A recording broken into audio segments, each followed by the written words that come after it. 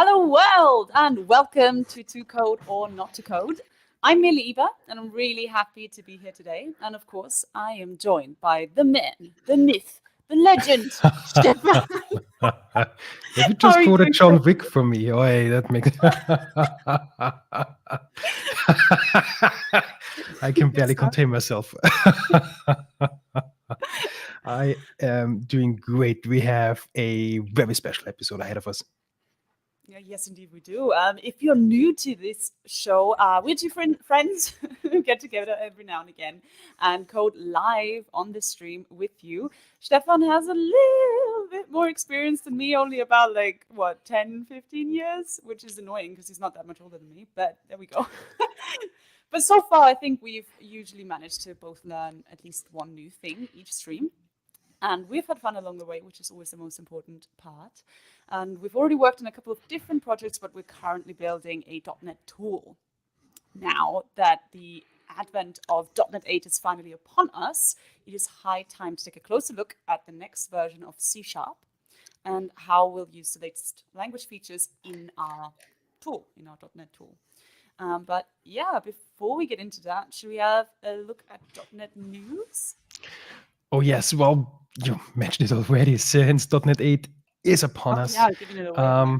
So November the 14th, so it's in 2 days. So it's like I'm not counting days to Christmas. I'm counting days to the next .NET release, and just sleep 2 more times and we're there.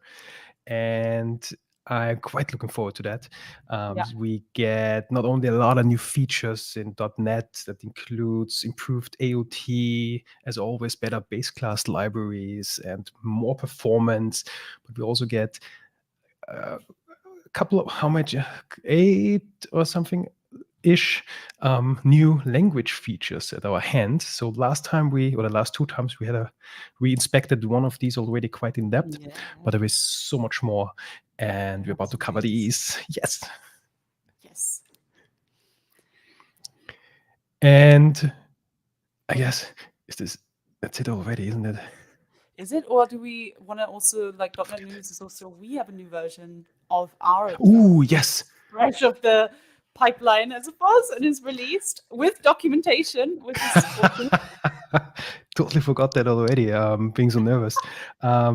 So yeah, we released the latest pre-release one that includes, just as the previous version, a tool that counts and globalizes your top level using directives. But yes, this time with documentation. Mm-hmm. So we have our let's zoom in, our commands documented with all the available options. And I think in this pre-release one, we did a lot of improvements on the usability. So we made the project that needs to be passed in, that you want to, for example, count the usings on, optional if there is only one project in your current working directory. Basically the same experience as you would expect while using any other command from the .NET SDK. Awesome. Ooh, it's so exciting. I love how it sort of says it was released an hour ago. So it's really super fresh news. But yeah, so I think now it's time for what you were Yes, speaking of C# 12, because in the last with C# 11 it got released in .NET 7 and C# 10 with .NET 6, I always learned these features from Stuart Lang, and we happen to have him on the show to teach us today about C# 12. Hello, Stuart. Woo! Welcome. Hello, thanks for having me on. Yeah, I'm a long time watcher of the show and a fan, so yeah, thanks for having me on. Yeah. Oh, it's a pleasure. We're so excited that you're here. Thank you so much again. No worries, yeah. So for the audience, I'm Stu. I'm a Microsoft MVP based in the southwest of England. I work for Just Eat Takeaway as a principal engineer, and yeah, I love all things .NET and C#. Come to the right place. Yes. I'm always a big fan of the show because you're always going into. I was talking to you before, explaining building developer tools and meta programming stuff, the sort of more niche stuff that you don't see many people doing, and kind of just learning it as you go and solving real problems. It's just very cool. Yeah. Thank you so much. And today we're gonna have a look at how we can solve these problems with a little bit more syntactic sugar now, can't we? Yeah. So the plan is I'm going to talk you through some of the new features and present some slides, and then we're going to put it in action and see if we can update the code with some of the new language features, C# 12. Awesome. Then you ready to then I switch to your screen? Yes. Yeah. Let me get the slides ready. There they are. Brilliant. And let me jump to the first one I want to talk about. So as I'm sure it's already been mentioned, but to make sure everyone knows, every year there's a new version of .NET that comes out in November, and the current version, as of like right now, the second is .NET 7. But as you're aware, on Tuesday we get .NET 8, which is awesome. And every other version as well, the even numbered versions, are long-term support releases. So it might be that if you're doing .NET at your company, you might be restricted to always having to stay on the latest long-term support release, which is the even numbers. So .NET 8 is really exciting if that's you, because you also get all of the C# 11 features that came about in .NET 7, including things like raw string literals and list patterns, which are a couple of my favorite features and are really nice. So yeah. And then, yeah, I think let's just get into it. Let's get into some of the features. I'm not going to go through all the features in C# 12, but I'm going to go through, I think, the most impactful ones. It's worth saying as well that C# 12 was probably a smaller release, so there's not all that much in this one. For those of you there's a lot of people out there who say, the language team should slow down, and I think in this release they have a little bit, but there's some cool stuff coming in C# 13 as well that I might touch on. The first one I want to talk about, which I think is one of the more impactful ones, is a language feature called primary constructors. And this is a language feature that exists in other languages such as Kotlin, F#, and actually it already exists in C# today in records, and I'll touch on that in a bit. And coming up with example code is really hard, so apologies for the really naff example here, but here is a sample class that I hope is sort of familiar if you're familiar with C#. But like you've got some class that inherits from a base type. You've got a constructor that calls the base constructor, and then you pass in parameters to the constructor, and then you do stuff with those parameters, right? And in this case, the code's quite verbose for what it's doing. Like this is very conceptually simple, but there's a lot of code and noise involved. So in C# 12, we'll have the ability to have what's called primary constructors, where you can take one constructor and promote it to the type declaration at the top. So in this case, this code could look like this, where in the actual type declaration at the very top line there, you've got the host name and logger being passed straight in. And you can still pass that down to the base constructor. So if you look on the right-hand side of that, you can see I'm passing it into the base type constructor here. And then you can use the parameters throughout the class. So you could sort of initialize fields and properties, but you can also use those inside of methods, and the compiler would sort of automatically capture the parameter in a private backing field that you can't see. So it just kind of works and is nice and simple. So this is a really simple bit of syntactic sugar, but I think it's really nice for where you've got just a really simple type with just one constructor, and the code should be it's a conceptually simple thing. The code should be concise, right? So this language feature enables that. I said that we already had primary constructors in C# with records, and we do. So this was back in, I actually can't remember. I would say C# 10.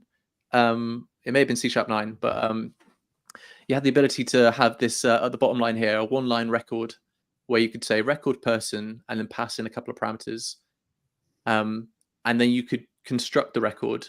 But interestingly, with this syntax, you can dot into the first name and last name, and that's because primary constructors, the parameters are automatically properties on records. And so this is something that's different from the new language feature for classes. So in classes, they're not properties, but in records they are. So something to be aware of. And the reason they're different is because with records, the real purpose of records is just to be a data type, And so all you should really be doing with records is passing data in and then just exposing it. So it makes sense that the defaults for records automatically expose the constructor parameters as properties, whereas with classes, that would be the wrong default, because with classes, we're doing object-oriented programming. The whole idea around that is that you model internal state of a class very separately from the public representation. So hence why it would be the wrong decision for that to be a public property. So they are different, but there's good reason for it. So yeah, that's primary constructors, and that's one I think we'll be making good use of, I think.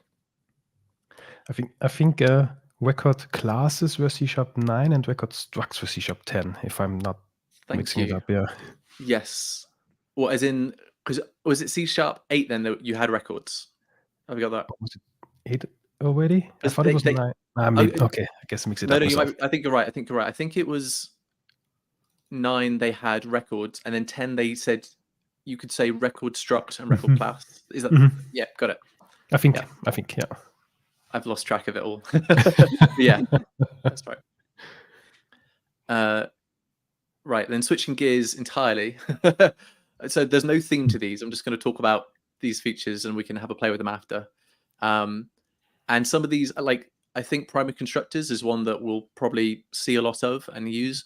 Inline arrays, this is one of those niche features that we probably won't be using ourselves or building ourselves.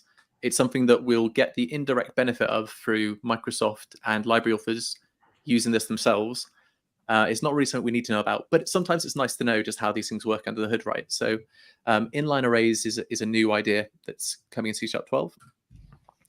And today, if you want to sort of imagine we have some high performance code and we wanted to have like a buffer that we're going to populate with data and then do something with that buffer. You could do it like in the top version, you could have like an array. But arrays are allocated to the heap, and so that's not very performant. Or you might do something with spans, and spans are amazing. They're very high performance. You might, in this case, with like stack allocating, so this is called a span initializer expression. You stack alloc some memory, and then you use that. That's great, but it has lots of restrictions behind it, because spans can only exist on the stack. They can't be copied to the heap. So if you have an async method, you're not allowed to pass it into an async method. You can't set it on class fields.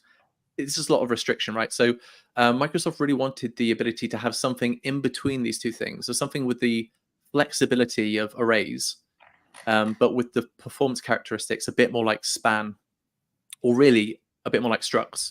So that's what inline arrays now give you the ability to do.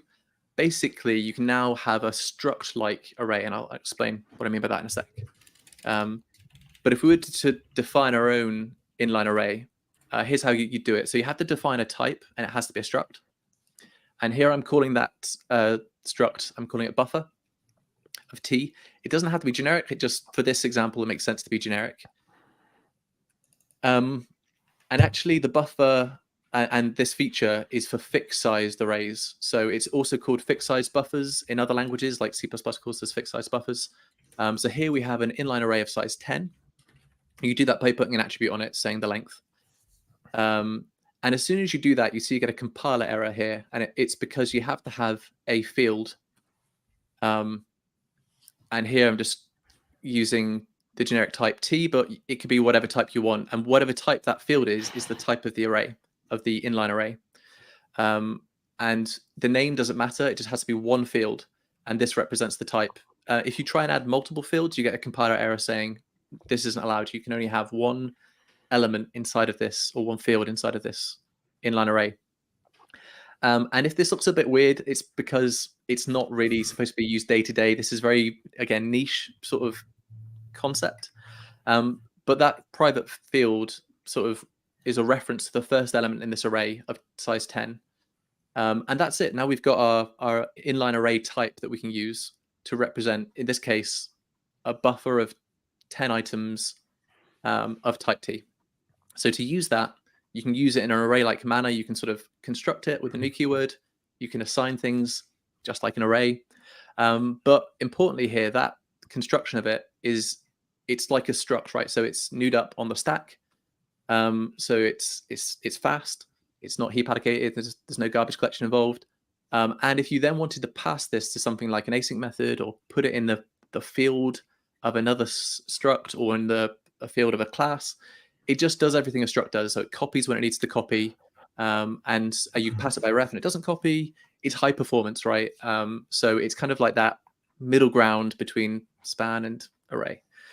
Super niche. You're not going to be, if you don't want to learn this, don't worry, you never have to learn this. But if you're building low-level, high-performance stuff, this is like another thing in your toolkit you can break out. And in fact, Microsoft are using this. I think if you call toArray in the link APIs, they're now using this to make that go faster. So things will now be faster. That's the bottom line. Is it always allocated on the stack? What if I make a buffer of size 1,000,000? Would this overflow potentially? Yes, it would. I think, well, so it has to be a fixed size. So whatever, if I go back, whatever the length here is that you define is the size of it. You don't control it at construction. You control it in the type declaration in this attribute. So if you set 1,000,000 here, I think the compiler would like be fine with it. But as soon as you knew it up, I think you'd have a stack overflow. It's just like having a monster size struct and newing it up. Yeah, so there's tricks that the ASP.NET Core team use where they have like they have types that have a fixed number of fields, and then when you overflow it, they then break out into like an array or something. So that's a pattern that they tidy up those patterns with this. This is an example. Yeah, because before they just have lots of fields defined, and it would be a bit weird. But anyway, that's what this solves. The next one I want to talk about, this is my favorite feature, I think, in C# 12. This is collection expressions. And this actually uses inline arrays in places, and I'll touch on that in a second. But this is something I think we'll use in our code. So the problem today, as you might be aware, there's lots of ways of creating collections, lots of different ways. And because C# grown up over the years, right, with different collection types and different features coming in at different times. So like you can new up a list and you can have the curly braces, and that's called a collection initializer expression. But then you can also do things like you can omit the type and have the type on the left-hand side, and you can, when you new up arrays, that the syntax for that is different. When you create an empty array, you're supposed to use array.empty because it doesn't allocate. You have one like static, allocated empty array, and everything shares that. So you have a different syntax for that. And with immutable arrays, there's a static factory method for it. So that doesn't even have language support, right? And then again, I showed earlier the span stack-alloc span initializer expression. So there's all these different ways, right? And in fact, funny enough, what do you think the last line does, that new immutable array? Does it even compile? Wow, immutable array does have because if the collection initializer basically just calls an add method that takes an integer in this case. So does this compile? It calls add on immutable array, so it creates 3 immutable arrays. No, 4 actually. Yeah, it does. Is it? I'm not sure. You're completely correct. So yeah, what the curly brace collection initializer does is, like you say, call the add method. You would think that it would look for an add method that returns void, but it looks for any add method. And so immutable array has an add method that returns a new immutable array because you're never mutating the array, you're only copying it, right? Yeah. But the compiler just ignores what comes out of it, right? So what you're really doing is you're calling you're calling add, like you say, 3 times. But in this case, it does compile, but when you run it, the first add method fails because there's no like starting valid initial immutable array when the add method is invoked, so it just blows up with a null reference exception. So it's complete. Yeah. Wow. Just try it. It's so broken. Why is there? No, I don't get the immutable. An empty immutable array has it's like the backing field now and then internally. Oh no, I don't get it. Yeah, I can't remember the. Well, I have to look at it in a bit in terms of what the load code looks like. But it has. I think you basically get a default immutable array which isn't valid, and then it calls add on it, and that add method has an origin exception because the immutable array it's adding to isn't in a valid state, so it just blows up. Anyway, wow. it doesn't work. Yeah. So the bottom line is we have all these different ways of creating collections, and there's too many, right? And in fact, and the same is true for dictionaries as well. So we have lots of ways. In dictionaries, you can have the collection initializer have key value pairs, or you can use the sort of indexer style, which is the second one. And again, immutable dictionaries has no language support. You just have these builder APIs. So like in true XKCD style, we need one more standard to complete it all. So the idea is that collection expressions will finally replace all of these and have one standard way of doing it. So in the new world, with when we adopt collection expressions, we'll be able to just do this for any of the types. So provided you have a target type, i.e. A type that the collection expression is sort of being coerced to. So in this example, if these were variables in a method, the type is on the left. But these could be fields. They could be, if we're passing these into method calls, they could be positions of parameters that have a type. So provided the type is known, we just can use the same syntax everywhere, which is just square brackets and then whatever. And then that will construct the collection. What's really cool is that it will do the best thing in terms of performance as well. So I'll touch on that in a second, but it will also it will do the right thing. Something else you can do, like I mentioned just then, that it needs a target type, so you can also pass into a method that has a positional parameter with a type, and then it will use that. So you could have like, I'm not suggesting people do this because this is a bit, subjective, but you could have methods like as list, as array, and just use that as a way of coercing the type. So in this case, you can pass that in, and the method only exists to give it a coerced type. So if you didn't like the type on the left, you could use this, but I'm not saying do that. Don't do this. What if I have an overload to S list that takes an array? Now does it have a preference? That's not. Yeah, and I can talk about it in a minute, but there's more work happening here. So for C# 12, that's going to be a bit of a problem. And I think if we look at the code, we're going to run into that a few times. But yeah, if there are overload conflicts, it's not going to pick one and prefer one, is my understanding, which is a bit of a shame. Or we'll get onto it. But yeah, if you wanted to have this as an extension method, by the way, you may look at it and say, oh, it'd be nice if this is like an extension method. It wouldn't work because you need a type to hang extension methods off of.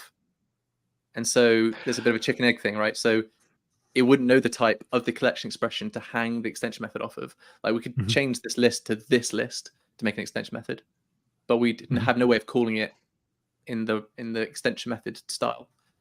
So bit of a shame.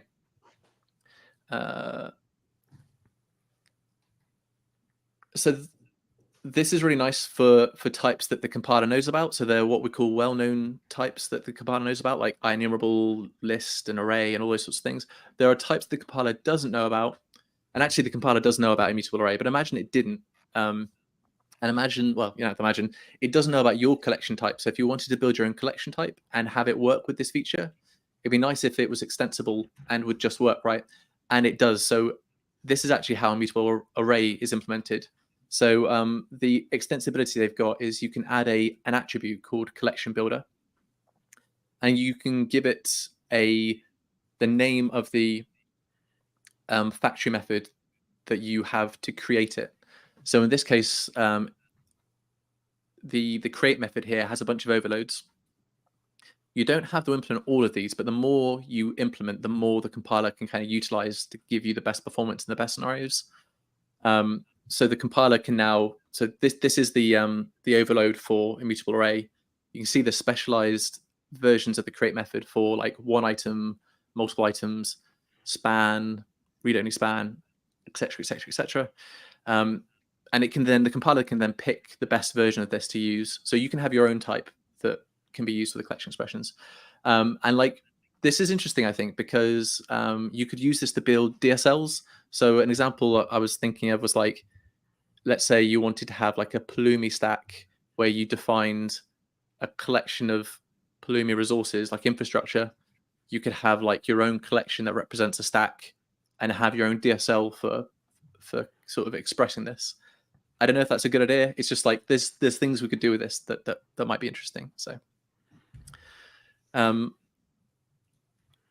the syntax for collection expressions matches the syntax for list patterns from C# 11.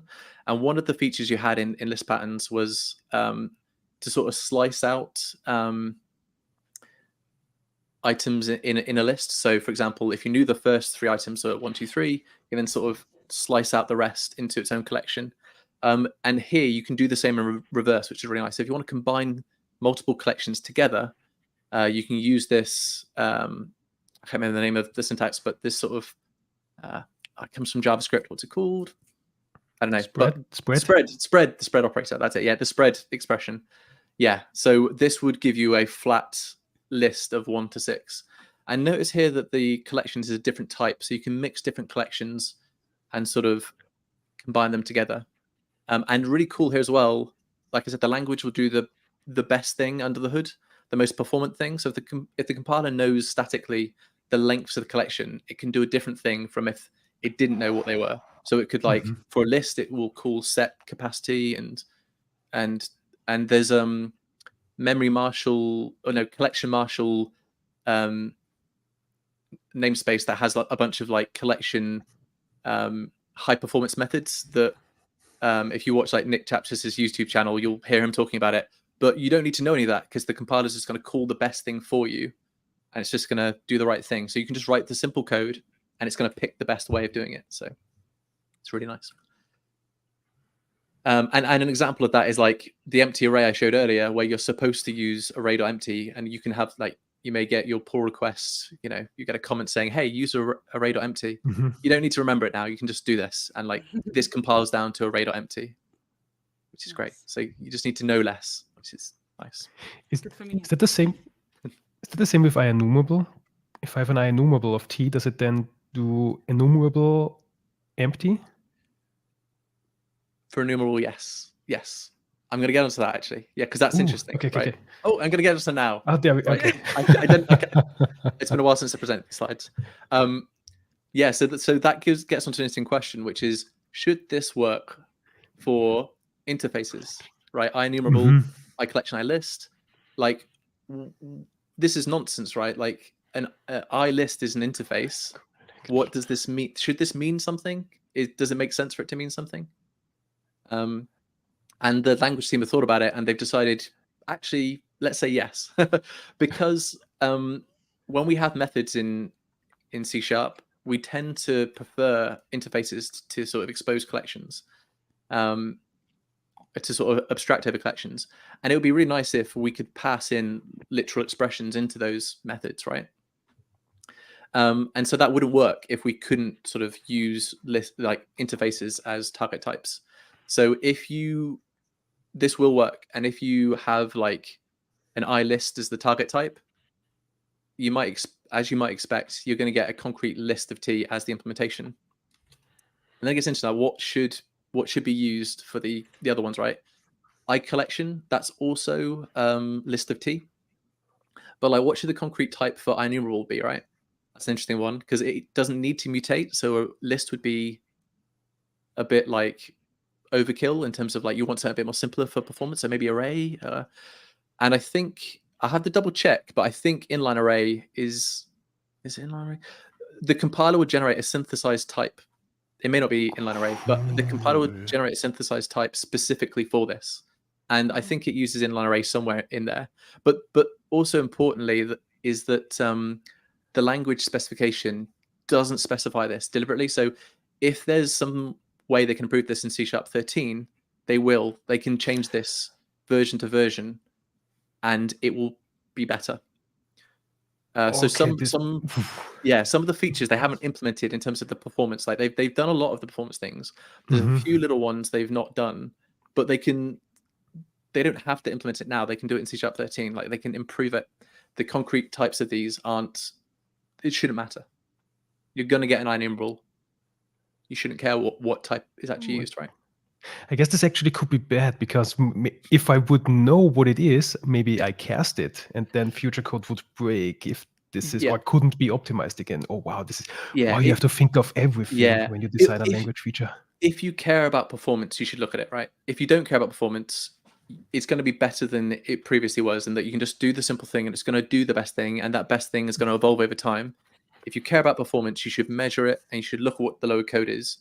And then if there's any surprises in there, you should then work with it. But yeah, if you care, you need to find out, right? But yeah, I think for enumerable, empty is enumerable.empty. They're talking about adding if you have a single item, a specialized type for that, and then otherwise it will be a synthesized type, so the compiler would generate you an implementation, and it has optimized like get enumerator and all the rest of it. Like a single type that is also then in the BCL that is publicly available. So I could kind of do. No, okay. I don't think so. I think well, definitely the synthesized types are sort of private, but for the single implementation, I don't know. It wouldn't be. I don't think it'd be publicly accessible. I don't know how they'd do it, but yeah. So all of what I've talked about up to now talks about the idea of having a target type, so like having a type to coerce it to. But actually, it would be kind of nice if you could just say, hey, like this is very Python-like, and like for beginners of languages, like this logically makes a ton of sense, right? I just want to say, hey, give me some numbers, and I shouldn't have to specify the type, right? Couldn't have an inferred type, an inferred natural type, it's called. And they haven't solved this for C# 12. They just want to get it out there. But they might solve it for C# 13 potentially. And the question is, like, what would the type for this be? Because you'd want it to be the most performant thing possible. If you're only going to enumerate over it, shouldn't it be like a enumerable? But then you might expect to be able to add things to this. So shouldn't it really be iCollection or iList? Like, what's the right thing? And potentially, they've already started discussions with the the runtime team. Because if they could solve this at the JIT level, so if they could have the JIT optimize lists and look at the way you use it and see, hey, you're using this in a way that's only ever enumerating it, they could specialize it at the JIT level so that lists perform the same as something more low level. And if they could do that, and it's a big if, then maybe this could be iLists, and maybe lists just are as free as, depending on how you use them, right? If you use them in a way that isn't list-like, maybe you don't pay the cost for it. So this might be coming to C# 13. You might be able to do this, and in which case you would be able to have the extension methods and all the rest of it. But like, it doesn't matter, because hey, whatever type you get, it's going to be the fastest thing for however you use it. I don't know. I'm skeptical, but this would be amazing if they could do this. It'd be very cool. Something else for C# 13. So this isn't coming for C# 12, but you will be able to do this for dictionaries, like key value collections. And this is what the syntax might look like. You can do this today only for empty dictionaries. Oddly, if you have dictionary and you give it just the square brackets, you will get dictionary.empty. But that's the only thing that's supported in terms of dictionaries. This will be something that's kicked down the road for C# 13. We'll go over interceptors, because I know you've covered this on the channel extensively, and it's a large topic, so we're going to skip over that one. Collection expressions, I'm really excited for, because there's just no one who won't benefit from that. That's a really good feature. So, yeah. Aliases for any type. So when at the top of your C# documents, you often have using statements, and you can, in that syntax, also alias types. So if you wanted to disambiguate between two different message types from different libraries, you could alias it to disambiguate. Also, it's really useful for sort of shortening, long wordy types into something much shorter. And if you've done this, you may have bumped into a few situations where, for some reason, you can't use aliases. It feels like a broken feature. and they're just fixing that in C# 12. So it's a really small one, but you can now do these things with using aliases. So you can have an alias to a tuple. Previously, you could only alias the type tuple and have the generic version of it, where you like the tuple symbol. I should add a code slide for that. But you can also now alias primitive keyword types like string, int, n, int, and uint, whatever. And also, if you're doing unsafe code, not many of us are doing this, but like you can have aliases to pointers as well, which is again one for Microsoft and those low-level library authors. But yeah, this is interesting. If you're using tuples in a lot of places, like maybe you use something commonly enough that you don't want to define a record, but then you want to kind of have some syntax that's a bit record-like.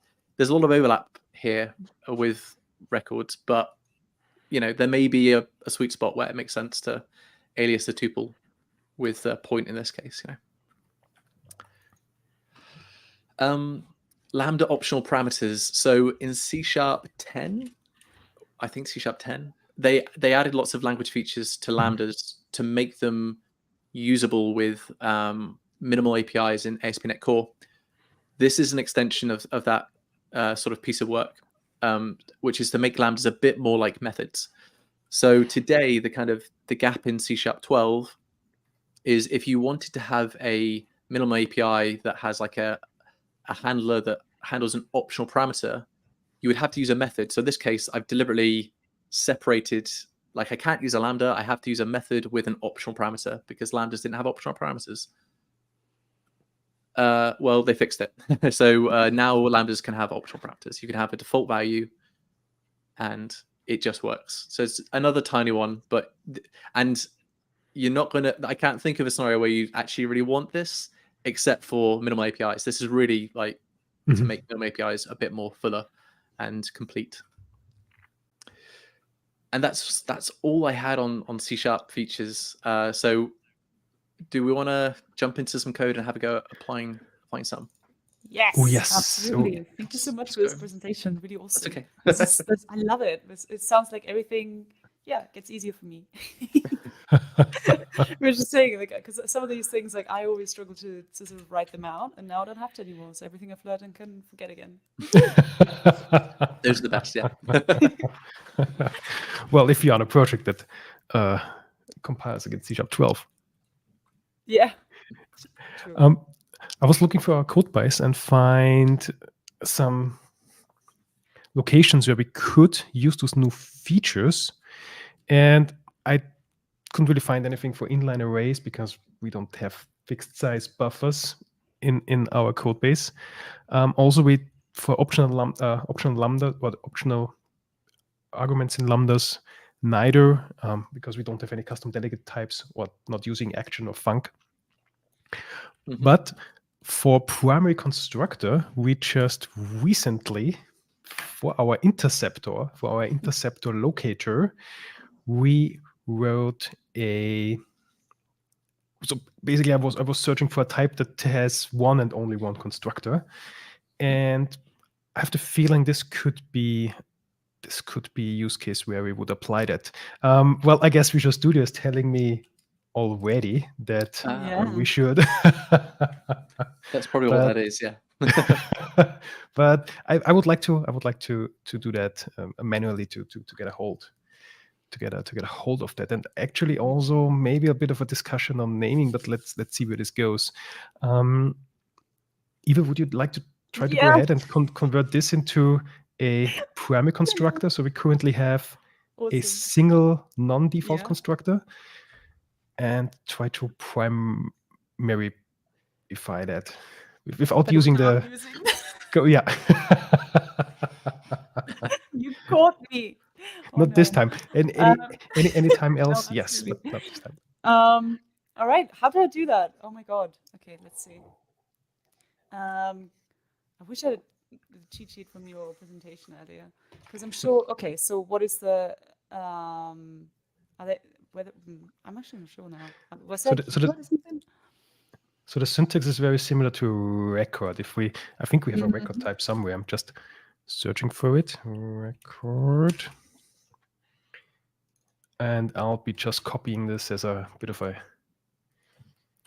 syntactic reference. So this is how a record would look like, but that would be creating properties behind the scenes. We don't like this here, but it's syntactically still similar.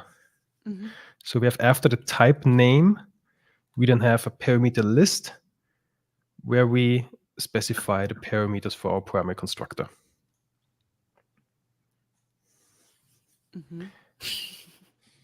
All So I right. guess, Yeah. Go on. so perhaps just moving those parentheses that we have here just up, or moving like this entire, yeah, so moving the parameters from this explicit constructor up to the class declaration. Okay. I'm still unsure. So can I just get rid of, so I don't have to assign them anymore, I suppose. So I can probably just get rid of those. Right? That's a good start. I'm confident with that. Okay. And then I already get like loads of compilation. I get like another couple of suggestions already. Do you get them as well? No. I think it now, yeah, it complains because we are not using these, and also we don't initialize these.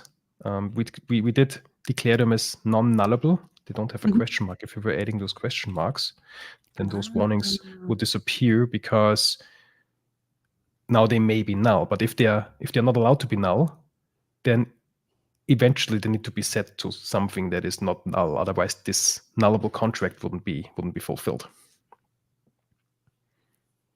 Okay. So can I just set them to these then? Well, we first need to move them up. So we need to promote, how Stuart phrased it, I really like that, to promote these onto the type level, onto the type declaration level. So in order to have like the syntax that we have similarly to the record, I think just moving these parentheses, or everything between those two parentheses, up to here could be the first move. Okay. I didn't see where you actually pointed. Probably up to Yes. Yeah. Haha. Woohoo! Okay, no. What happened? I think so. This is now. Completely. We don't need. Do we need it? Oh, we don't have old. Let's get rid of it. Let's get rid of it. Yeah, we don't need it. Goodbye. Easy peasy lemon squeezy. And can we also get rid of the fields? I'll just do a little bit of indentation so that we see everything on the zoomed in screen. Yeah. And now we just need. Okay. The idea is you can get rid of the backing fields. These ones. There are some slight trade-offs, like in the parameters aren't read-only, but that's a minor trade-off. Okay. But I can get rid of this. Yeah. And then probably we have to change the naming here as well, right? Does that make sense? Yeah. Woohoo. Ow. I love it. Oh. Do we have one more compilation? Here. Oh, and okay, there is one more. Yeah, cancellation token. Okay, because now they are in scope. So these are now referring to, what if I F12 it? Okay, it actually jumps to the one in the parameter list of the primary constructor. And if we jump to the creator of this, nothing has changed at all.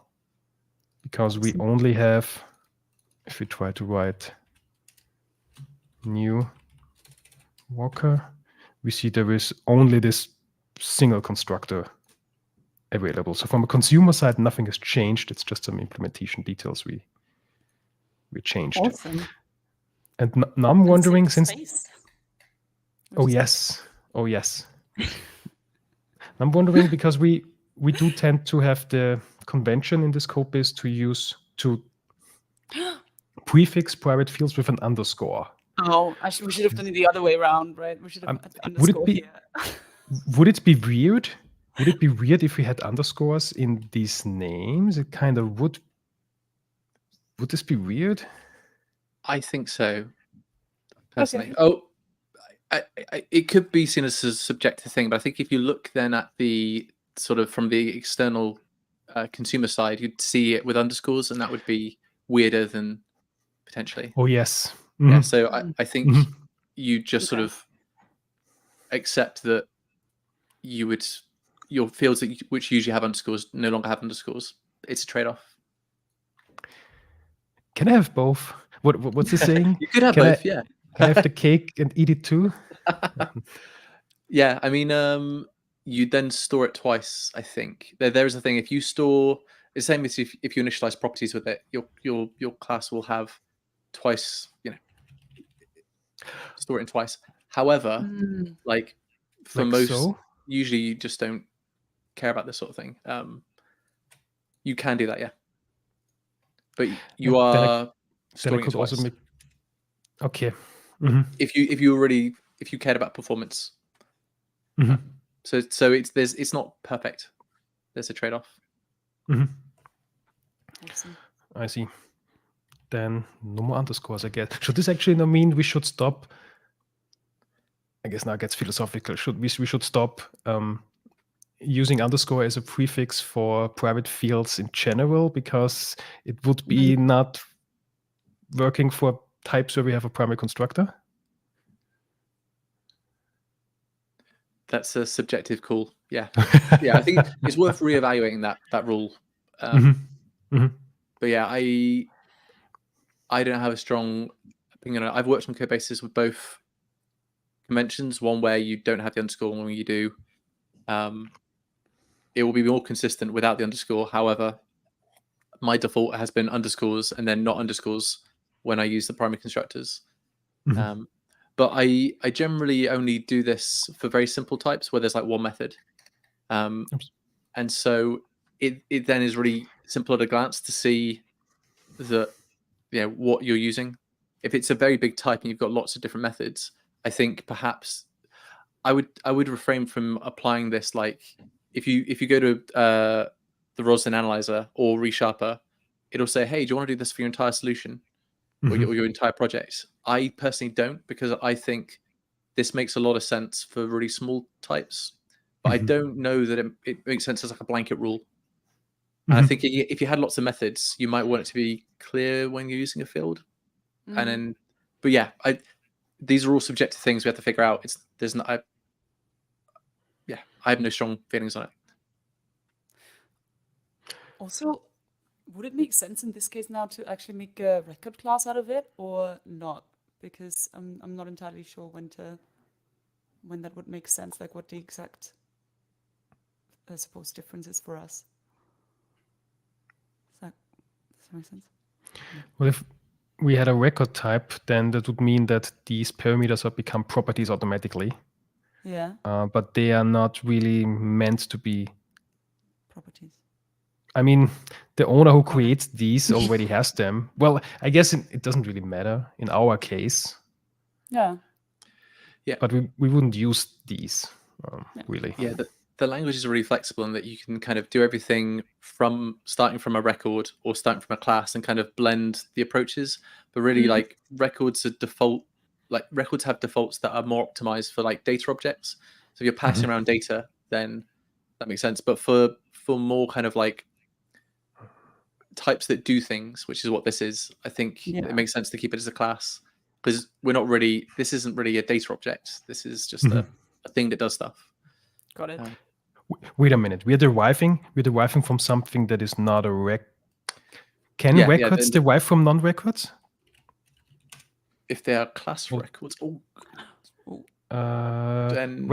no. Records we only inherit from object The or records. other records. No, we can't actually. That answers that. But yeah, I know they've made it flexible, and you can, because you have record structs or record classes, and you can do lots of things around the inheritance of it. But yeah, that does make sense that you can't have a record that inherits from a non-record. Awesome. You mentioned struct, so this would also work for a struct internal.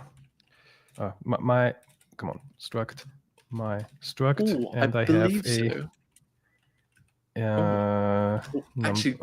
I actually have no idea. I And get now no. I have It's a syntax feature. So yeah, I'm gonna say yes. It's gonna work. return number. Okay, but I would still have, because structs always have, I can never have a non-default for the struct. Yeah, Can so I? it's gonna back it in a private field. Well, this is Huh. it's out the same rules as if you had a constructor. It's the same as if you moved it into a normal constructor. If you defaulted, if you outside of this method said default my struct, Oh or yes, implicitly like didn't initialize it, you would get a uninitialized. Yeah, you'd bypass the constructor effectively. that's still struct is still a struct. Yeah. Okay. Yeah. But for It's purely syntax. Mhm. It's just an alias for writing the constructor yourself. But for the type or for the class, this doesn't work now. There is only this with one singular constructor. I must call it. Yes. Okay. Can I have? What if I still wanted to have a constructor? Can I Yeah, combine you can this? add multiple. Yes, so you can have other constructors. You can only pick one constructor to be the primary constructor, but you can have Just multiple constructors still. So I could, like, if I made the cancellation token be passed to this, like, kind of optional, then I would always need to. So I always need to call into the primary. Yeah, and in this case, you would then want to have you'd need to in your code you'd likely want to sort of converge the fields from the constructors. So you'd likely want explicit fields. Oh no, you do this. Yeah. Or have explicit fields and set them. Yeah. Okay. That makes sense. But I would say at this point, don't. That's just my. Okay. Yeah. That's just me. So that's why I'm thinking you don't blanket apply it. So if the type needs that, then it's too big. You mentioned for smaller types. Yeah, that's my take. I think this makes sense for things that are conceptually simple. You want to express it in a concise way, and then when it's not, just I think having the multiple overloads is really clear. So yeah. In your example, you called the type my service. So is this like, I can imagine this is very, very prevalent for dependency injectables. Do I combine that right? Yeah, you can do. I use this a lot in test projects where I often don't use mocking libraries. I use like my own fakes, and those are always conceptually super simple. And so I use this in almost all of those types. And then there are other types where I do use them as well for very simple implementations. But yeah, I personally don't apply it in a blanket way. Speaking of mock, maybe I think we have another type we could, since we do have some abstraction over the file system, where we have an interface so that we can test our file, so that we can make the current directory testable. We do have an implementation in our tests which takes, I guess this one could be simple, and I guess like this is the prime example of this is better than the example that I had. This is like the example. Yeah, that's exactly. I should take a screenshot because this is like the. There we go. Oops. That's it. Yeah. Okay. Ooh. And that's okay. Yeah. That's just so simple to once you're familiar with it, as with any language feature. But the amount of code matches like the conceptual complexity here, which is nothing, right? You're passing a thing in and then you're using the thing. This is definitely the poster boy for it. The poster boy, cool. Now, this also reminds me very much of like a lot of code bases have mocking or hiding datetime now behind a facade. Well, I think now in .NET 8 there is also the time provider, but that's a totally different story. But I guess a lot of code could be control dotted or alt entered to look something like this now. I literally did this on Friday. I literally upgraded a code base to .NET 8, and I reapplied the code refactoring to time provider, and then in a separate bit of code saw that I had a time provider clash with the built-in .NET 8 thing. no! I was like, oh, yes. I'm gonna swap out to that anyway. So I ended up deleting the code. But yeah, exactly. You're exactly right. Amazing, cool. Yeah. Awesome. Any more examples that we should cover, or is this all? I think now after the file system access, I think that's the example. Yeah, should have led with that. Fair enough. Awesome. We didn't have anything for inline arrays, but for collection expressions, well, I think every other file we have something. But let's start with. Is this the one I meant? Yeah. So what we do a lot is when we create options and those, or options or arguments, and those options, they, for example, or command line options, we give them aliases and also a description. And the aliases that's always a collection. That's always an array. And we always have to write new string array. And I guess we could simplify these quite a bit. Yeah. All right. Let's do this. So, okay, we've got new option table and the new string array. And, okay, so what? Okay, we can definitely get rid of some of. Okay, I led really confidently and now like lost all I got. That's halfway through my sentence. Oh my God. Okay. So wait, what have we got? We're new option table, and it's a string array, and this is how it's filled. So can we just get rid of the curly braces? That's my question, probably. No. Oh, yes. Oh, yes. Oh God. And then also, we don't need the new string anymore. Oh. We don't need the new. Oh, that's too much. Oh my God. Let's just go. Just like this. Oh, this is short. Oh, this is amazing. I love it. Oh, that's really cool. I love it. This is going to save me so many headaches. Oh my God. I don't know who's been there for that one episode where I really, really, really struggled to create lists and arrays of any sort, shape, and form. And this is going to be so much better. I love it. Just, what are they called actually? What are they called? Square brackets. Square brackets. I'm just going to square bracket everything from now on. I love it. Let's go. Yeah. But I actually think, well, this is the go-to, isn't it? Because this is how we get the most performant thing, and also in the future, if there is future optimizations, then does it mean if I do everything ever non-bracketing? Is this We're going to see in a second that we are going to need to, because I think this is all good until you have places where it's ambiguous, and then you'll need to do it explicitly. And there's right. options around that, but we're going to see. I played with the code base before we went live, and we're going to run into some pain points. But that's good. That's part of the process, right? I have two more examples, and then we take a look at the pain point.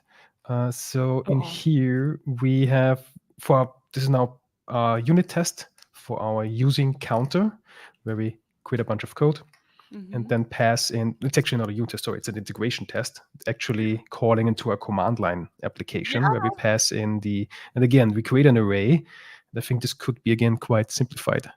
Yes. I'm just going to check if I'm in the right place. Yes, I am. Woohoo! Let's square bracket it. Learn a new word today. Okay, wait, where's the thing? There. Woohoo! Easy. Oh, string array. Yeah, that's it. I think now what I'm thinking, I would just then inline it, just get rid of it entirely, just paste it here. That looks. I like that. Awesome. I love it. Didn't even easy. Yeah, let's do that.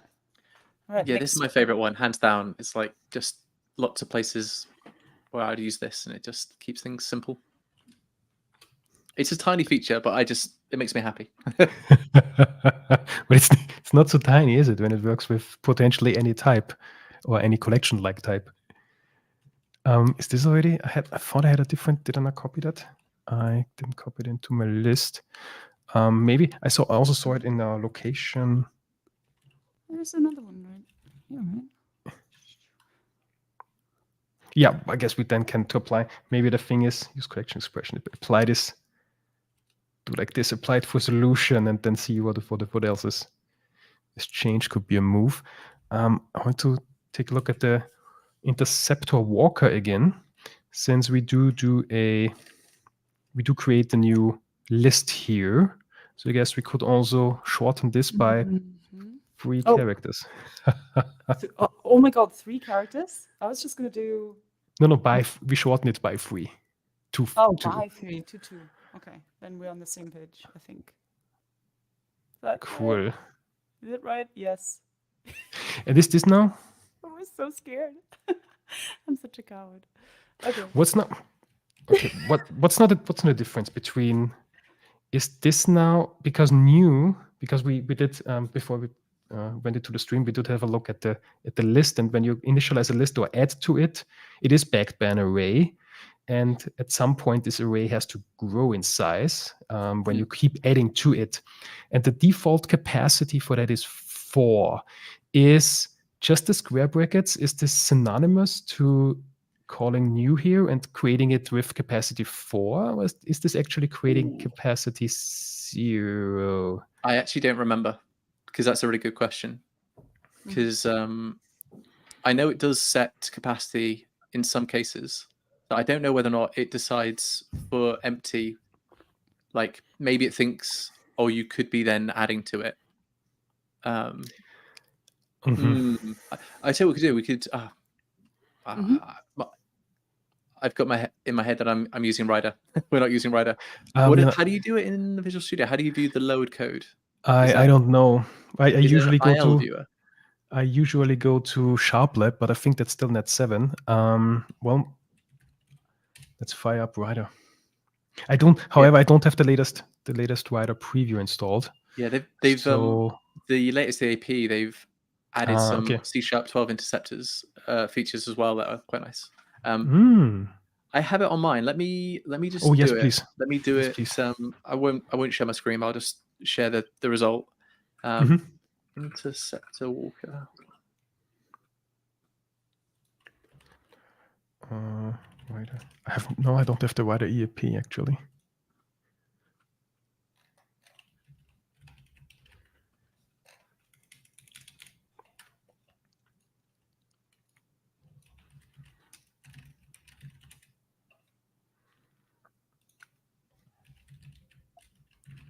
Suppose Rider doesn't have code with us yet. That's the big drawback with Rider at the moment. Yeah. This is why we are not using it. Well, Fleet has support. Oh yeah. But I can't imagine there's a plugin to view the IL code.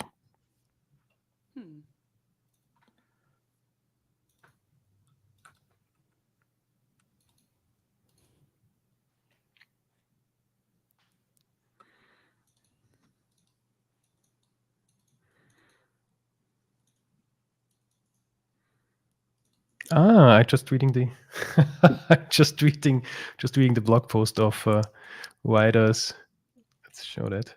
I didn't know that they were adding it, because I thought it's an experimental feature, so I didn't think they actually invest into it. But it seems that next version of Rider will show and also allows navigating. To interceptors. Okay. Wow. In the full version of my talk, I talk about this, and I'm like, I want the IDs to show it slightly differently, and they've done it. And actually, it's interesting if you control click the word. So let's say you intercepted console.WriteLine. If I control click console.WriteLine, I still go to the symbol WriteLine, but next to it in the call site is a little symbol, and at the moment it's like a little box with an X in it. It looks like a placeholder image almost, because it looks like it's like, when images don't load in old Internet Explorer, you get the little it looks like that, right? But you click it and it takes you to the interceptor, Oh, and then the that's cool. interceptor has one that takes you back as well. Mm. So I like it because it's sort of really obvious that it's there, and there are options to switch it off as well. But yeah, it's kind of interesting the way they've implemented it, but I do like it. I thought they wouldn't, because that was the motivation for building the Yeah. interceptor at the first place. Well, to make it really obvious. Well, there were still the non-wider users. Okay. Yes, yeah. I don't know what they're going to do with Visual Studio. I presume they'll do something, but well, I presume like if you control click, it should take you there. But whether or not they visually shout it out with Yeah. what Ride have done, like actually, can I share my slides? Oh yes, sure. I can just show you what that looks like, by the way. Should I switch? Yeah. Just momentarily, just because we're on a tangent, and can I find the right slides? Oh god, there it is. This is what it looks like if you. This is just me hand typing out an interceptor, but you get like see that pink box on line 2. You click that and you go to the interceptor, and you click the interceptor box, and it goes back. But if you control click right line, you don't go to the interceptor, which I find an interesting choice. But yeah, that was it. Cool. But yeah, interesting choice. Totally. How did we get there? Fastest. Yeah, sorry, total tangent. But if you do the square Sorry, brackets goes. here, from what I can see, it doesn't do the set count or anything. It's the same. But right. But I have to say, I'm not 100% sure on the behavior we'll get on Tuesday, because they've added lots of optimizations very last minute, and I know that some of them didn't make it into preview too. So what I'm seeing here may not be right. like I'm going to do a bunch of testing. I could do it with a nightly build, but I just don't have that set up. But Greg Stack is writing that it seems that SharpLab already understands that. Okay. Yes. I didn't know they updated switch the already. branch from default to right. main branch. Yeah, SharpLab's brilliant. One thing it doesn't.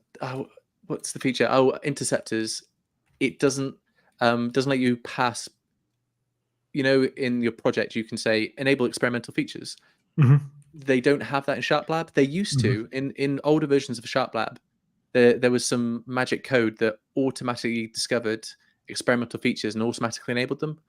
But then it got dropped in 2020 in a random code change, and now if you switch to if you just use the main branch here and try to do interceptors here, it doesn't work because the experimental flag isn't enabled. But obviously lists collection expressions don't use any flags or anything. So yeah, this should be flags, the source of truth as of the 10th of.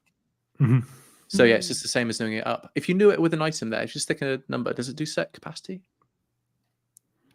No. It does. Oh, it does. Sorry, it does. Yeah. So it will. That's interesting. I think that's what I expected. I think for an empty list, it's like you might be literally defining an empty list, or you might be doing it to add things to it. Whereas when you initialize it with a specific number of items, there's a high probability that you intend to set the capacity. If you were really like crazy on performance, you might say that assuming that because what you're doing by setting the capacity is you're saying it's the moment I add anything, I'm going to expand the inner array.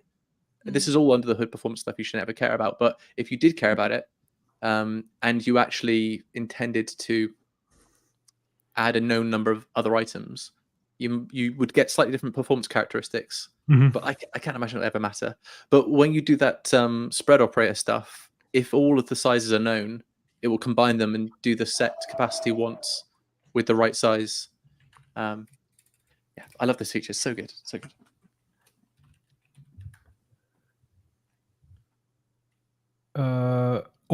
There we go. Yeah. Plus 2. Yeah. How good is that? How good is that? Oh, although it didn't do it.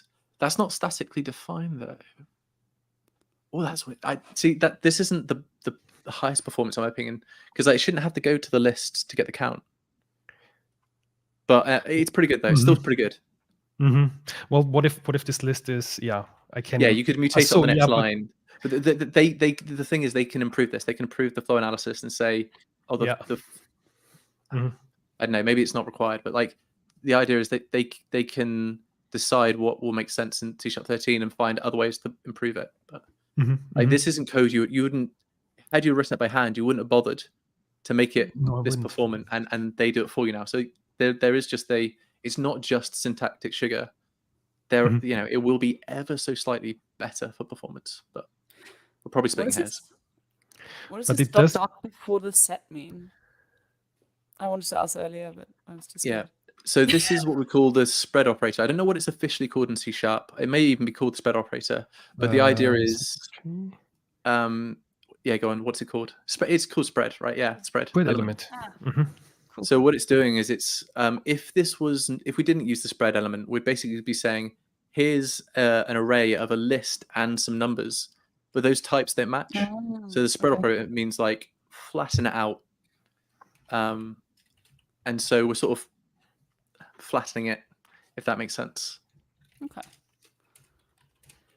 And it has to be 2 dots. It can't be 1 or 3. Or do they It's 2 dots, yeah. And am I going crazy? But in JavaScript, is it 3 dots, which makes it confusing? Or am I I didn't write enough JavaScript to. How many dots is in JavaScript? And it goes, so we can do it anywhere in the middle as well. And now we get dots in JavaScript. 4, 1, 2. Yeah, I mean, it's really obvious when you have like, if you were combining multiple arrays, you might like naively go, oh, I want to combine these arrays into one array. And then when you run it, you realize, oh, I've got just an array of arrays. That's not what I wanted, right? But then the spread operator sort of is the equivalent in LINQ to select many. I don't suppose that helps, but for some people that might help. No, I get it. Cool. Thank you. What surprises me a little is that it does then enumerate. Okay, it really. Well, is there? I guess it could do array indexing if it knows the size, but it like enumerate. But is this maybe faster? Who knows? Because getting an enumerator, this will. Where is it even? Why is it even doing that? Locate. Doesn't it? Unless this is list enumerator. I think that's a reference type. Or is this a value type and does not allocate? Because that is. Oh no! Okay, that's a struct. Okay. Of course. But there are things like the collection marshaller. There's like memory marshaller and collection marshaller namespaces that are like for super high performance things. I know they do call those in certain places. Obviously not here, but that sometimes they can do things like get the backing field, like the backing array for lists and things. In certain circumstances. Collections marshal. Something like that. Get span or something. Can get a span of a list. So it can do things like that, and there is code in there to do. But I don't know under what circumstances this lights up and does it. But there are scenarios where it can use that. What I also just noticed, but this may be the mouse. Okay, other than let's open it. When I did start using that list, now the using directive for the list was automatically added. This didn't happen before, or at least I can't remember by Sharplab. So I love my Sharplab now even more. It's so good. I don't know. I can't remember the name of the maintainer, but I don't know how he finds it. Oh, there it is at the bottom there, Andre. What a hero! Yeah, it just is so good. Yeah. And if you've ever tried to build it and run it locally to add, I've tried like naively tried to add features to it, and I've just failed miserably.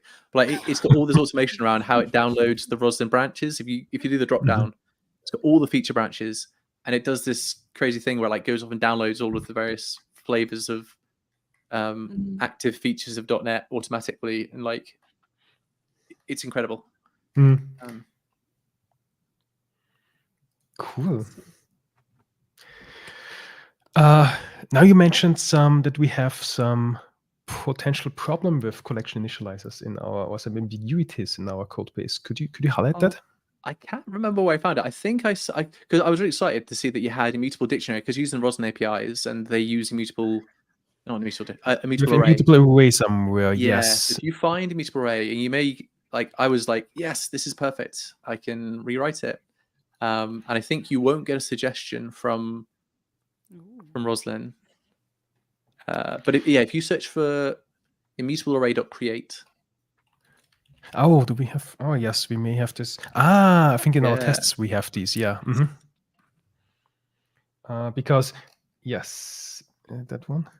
No, that's in the production code. There is our test code. Yes. This is So how we if create. you, so yeah, try it. And yeah, I'm trying to remember if this is where I found it. But yeah, But maybe try we it have. Maybe it's a different usage. So because if you see, it's not suggesting it, right? It didn't. Oh, am I completely wrong? Egg on my face. It seems to build. Oh my god, I'm totally wrong. That's great. But let's see. Maybe we have more. Okay. I definitely found somewhere.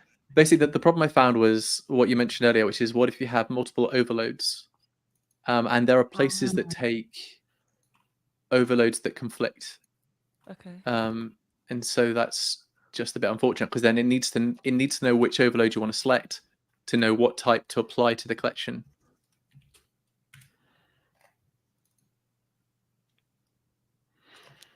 Where just okay, let me be hunting for it. Let me find where I found it. Mm-hmm. Or maybe I just did it wrong and there's no problem at all.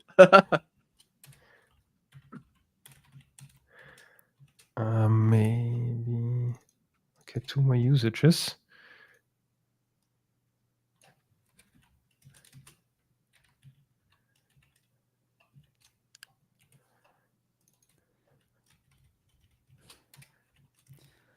Okay. It seems to See what blows up. And the immutable array.empty, again, that's another one where you just do the empty braces. right. And again, you don't need to learn that. You just get the right thing now. Yeah. There we go. There we go. There it is. Maybe that's it. Maybe that's the only one. Maybe I presumed that it was for all the overloads. But okay. Oh no, this could be a character array. Yes. Oh my. Yeah, because it's an array of string. It could be a collection of characters. Okay, so that is nicher than I thought actually. Okay. So I now have a couple of. I now have here text. Yeah, so you could on the left-hand side of it. Of course, this needs to be characters. You could cast it explicitly to one of the types, but it kind of defeats the purpose. I guess you get the empty array part for free. You don't have to remember that by picking the overload and casting it. But still, it just kind of ruins it because you now have it's now ugly, right? You have to tell it which type, and that's unfortunate. So that was it actually. That it's not too bad. No, I still don't get it. So why can't it? Why is this ambiguous? Because oh no, you've got me confused now. It doesn't. Hover over the line above. What's it saying there? A and B. What's the red squiggly for? String does not. String doesn't contain a constructor. Let's see. String does not contain a definition of add. Okay. Right. So I can't. I can't collection I can't have a collection literal for string. Yeah, because there's no baked-in support for it, and there's no collection builder on string. So they've decided on the string side of things. They wouldn't. Okay, so actually, yeah, why didn't that work? What's the actual error? But there could be, right? Oh, is that? And string does not contain a definition for add. That feels like they could have fixed that. But go on, mouse over count async again then. But I guess that's a different. Is this? I think it's called orthogonal problems because it still could be because. All right. It's called as ambiguous because string is convertible to an enumerable of characters or a character array. Is it because of that? I think it's just the fact that there's an overload. So like if you had, we can try this now actually. Let's have two overloads. One is just like an integer and one is a collection of integers. Like, I think it's the fact that because there's a method group with multiple options, it needs to know the type explicitly before it can try and apply the collection expression to the type. That makes sense.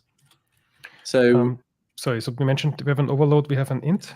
Yeah, so have like int and then have like they could even be completely different types. Like one could be a float, one could be a list of ints or something. So like so an integer, like an integer array and a float array. Yeah, and just a single float, for example, not even an array, just a completely different type, or string or whatever. And now that's a method group with different overloads. So if we tried to call it and then pass in a collection expression, I think it's going to fail because it's going to... No? Okay, they made it Seems better to than I bind thought. to the number. Okay. Okay, it's smarter than I thought. I'm looking stupid now. I thought the issue was if there were any overloads, it would just go, no, I can't sort of whittle down. But actually it's smarter than that. So if there is only, but if I had now like an I enumerable of totally different string of chars, or yeah. Okay. Oh, right. That makes total sense. That does Now make it sense because gets- an empty array doesn't have an element type at all, right? But if I do make this now a 1, Yeah. then it could, okay. But what if it's like somewhat compatible? If there is implicit casting, then again it flows up. Okay. So this one again, then. So string. I still don't understand. You raise a good point. Just like the count async thing. String. The string and collection of strings. Collection of strings. Oh my god, I'm being so dense here. Why isn't this one? Now, right? Is it like you said because technically it's an enumerable? It implements enumerable of char. I think that could be. I could mean. Yeah, even though there isn't. Okay, can I? Even though there. I think they could fix this. Can I build my own? Since I can have this. No, can I build my own builder type on a third?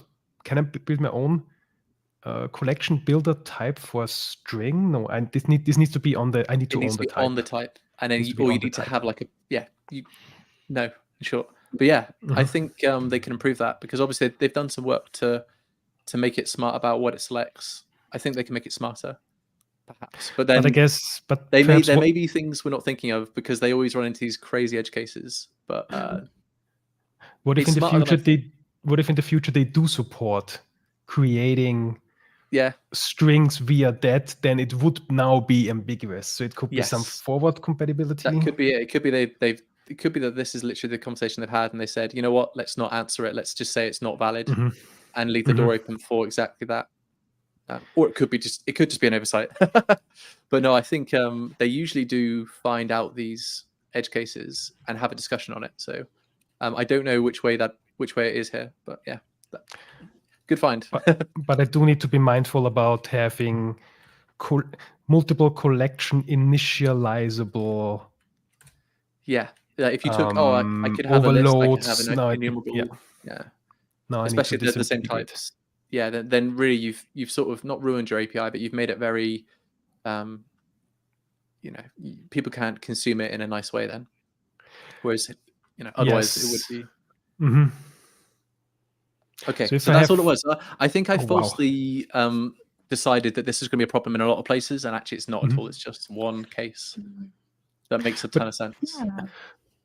But it does get me thinking of everything public methods with different, because I actually have some, well, it's a private member nonetheless, but I built something recently with where is it, some utilities type code analysis, basically having a method that throws if either a compilation or if something contains errors, getting the diagnostics, and getting the diagnostics on compilation retrieves an immutable array, and getting the diagnostics of a syntax root returns an enumerable.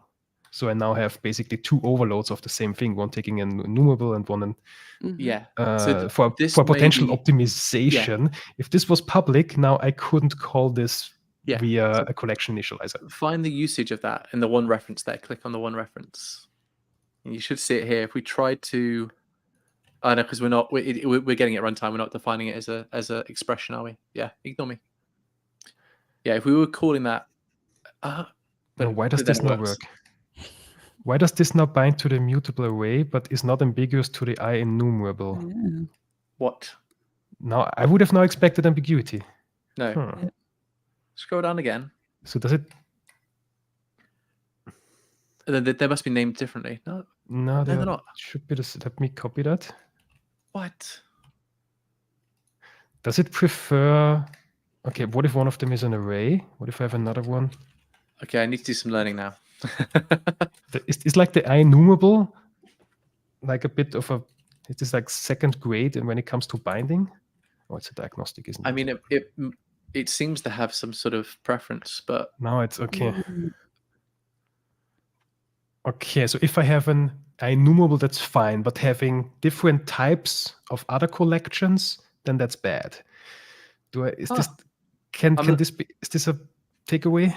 yeah, I didn't know this at all. I would take note of this. I think that might be a bug, or something that I need to learn. Oh, because the immutable. Because I could have, well, I could say IEnumerable of diagnostics. Mhm. Empty initialize that, and then pass this one to explicitly. Also, that's a spelling error, not a to explicitly call into IEnumerable and disambiguate. But okay. Oh wow, there's a lot of things to that. Yeah, I mean, it's a bit of a minefield for the language team to retrospectively add these things in because of how method overload resolution is already complicated enough. And you mentioned, so the IEnumerable now, this is some generated type. So we will see some. Yeah, we should see some goodness here. Oh. Well, okay, for empty, yes. Yeah, But okay, if I have a but one. Now, I think here it's going to, yes, it's using an array, which is better than list. So in the preview 2, it was using list. And this is obviously the main branch that's using array. In the next version, I think it'll use a synthesized type. Okay. And they're talking about having a specialized one for collections of size 1 and up to n for some sensible number of n. To avoid code blobs and other things. It's unlikely that I collection initialize like a million elements, but up to 10 or something, and then there was an optimize. Okay. And the I collection would be list. That will be list. Okay. Yeah. Which makes sense, yeah. And the I read only collection, an integer. Okay. An array. An array cast. Huh. But okay, this could be obsolete. This could be done in the full release. Then some. Yeah. So this could change in the release, and also subject to change in C#13 as well. I can change this over time. Right. Okay. So I should never start to cast anything collection initialized to some particular type because this could change and break my code. Yeah. Yeah. Exactly that. Yeah. Don't rely on the type, and don't cast it to that type and be like, damn it, this is the type it's going to be, because one day it may not be. So this is bad if I do. Yeah, and I suspect there's no analyzers around this, but yeah, exactly that. It will let you. It will work. Yeah. Yes. Because it could change. That's an implementation detail. Yes. Yeah. Oh, thanks for that hint. Oh wow. Yeah, I see why that's your favorite feature, because it's wow. There's a lot to it. Yeah, but it's great. I like it for the simplicity. Just you don't have to know any of the under the hood stuff. You just write simple code. Yeah, I just say brackets, and that's in most cases fine. While all of this getting into the details, I totally missed out on the highs from the chat. Hello, you salty devil, and Ivandro. Thanks for joining. And now I'm wondering, before we take a look at also found an example for the alias, what if I want to build my own collection initializable type? Just for the fun of it. My collection. And if I wanted to say public class consumer,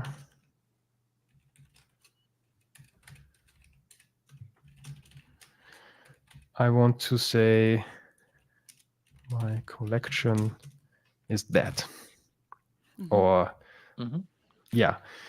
Now, Yep. what would I do? I need to slap the collection builder attribute Yeah.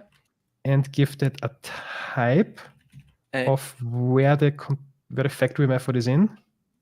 I can't remember if it's the name of or it's the type. I think you're right. It's the type. It's the, Let me go Okay. find my slide again. the builder type and method name. Oh yeah, type method. That's it. Yep, correct. Mhm. Yeah, you're doing it right. So does this need to be a separate type, or can it be on? Because you showed the immutable array. It's like it cannot. So the immutable array is on its. No, that actually is a different type because this was a generic type. Can it also be on itself? I presume so. On a mutable array is on a mutable. Well, on a the mutable array non-generic. of it's on the non-generic version of it. Mhm, But yeah, you can have mhm. a separate type here. I think it would make sense to have it on the same type. It would I or mean, wouldn't? Oh, I actually don't know, to be honest. I don't think it matters. In our case, it doesn't matter too much. I Doesn't don't matter, yeah. think. I can see from the .NET team's perspective, having it on the non-generic type probably has like code bloat repercussions if they were to put it on the same type. I don't know. That they probably have technical reasons for it. But I imagine here, if we just had a static method on the type, even if the type was generic, I don't suppose it would matter which way we did it. But yeah, we could have a separate factory method. Yeah. Oops, I made a mistake here. So Yeah. and okay, but it has to be but no element builder type. Oh, Yeah. that's So not- here, yeah, no, so no, this we this have needs to a make it. We have to make it generic. type. Okay, and then okay, now I see why this could be Right. Okay, that does make sense. Then you go, okay, Oh yes.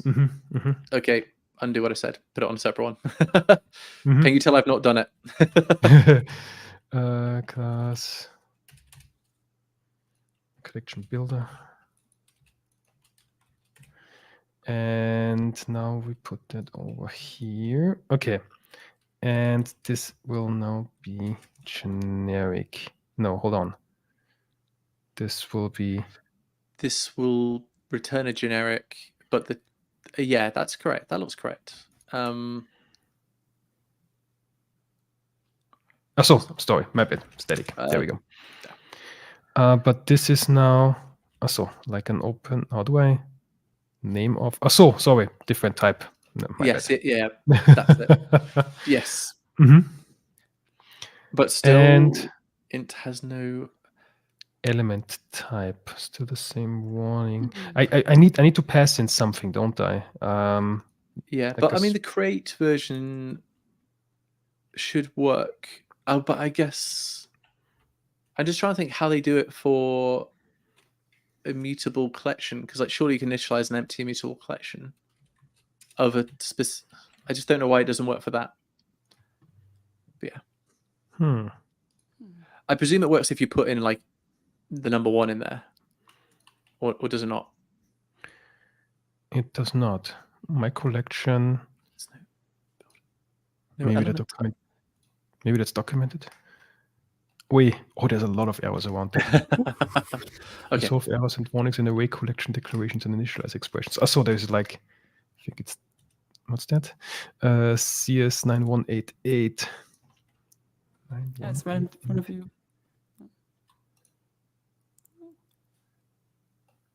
The collection type must have an iteration type. In other words, you can for each the type as a collection. Perhaps to enable the spreading and such. So it needs to be This is an extra constraint. Okay. Enumerable.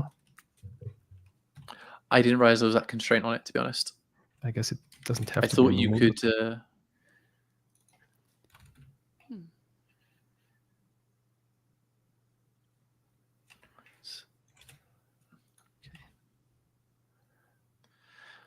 Could not find accessible signature. Okay, so it needs to have. We need to be able to get an enumerator, and we read-only span. Okay, we'll start with read only. Yeah, I know you don't need all of them, but which one do you need by like, the minimum number of them? I'm not sure. Okay. And now it seems to work. Okay. Yeah, and if you remove the one entry, I guess are you gonna get an error with the one, or we'll just have an empty read only? Okay. Yeah, I think everything beyond this is then optimization. So you can have factory overloads with like span, no parameters, multiple parameters, and each of those, a params overload, a whole bunch of them.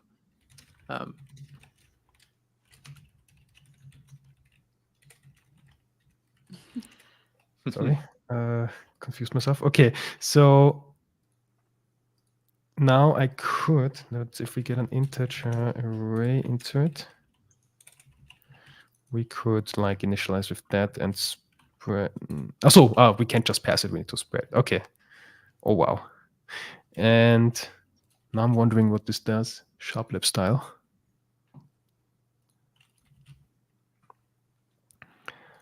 Other than we missed the type. We're not on .NET 8 yet, so this type is missing. Okay.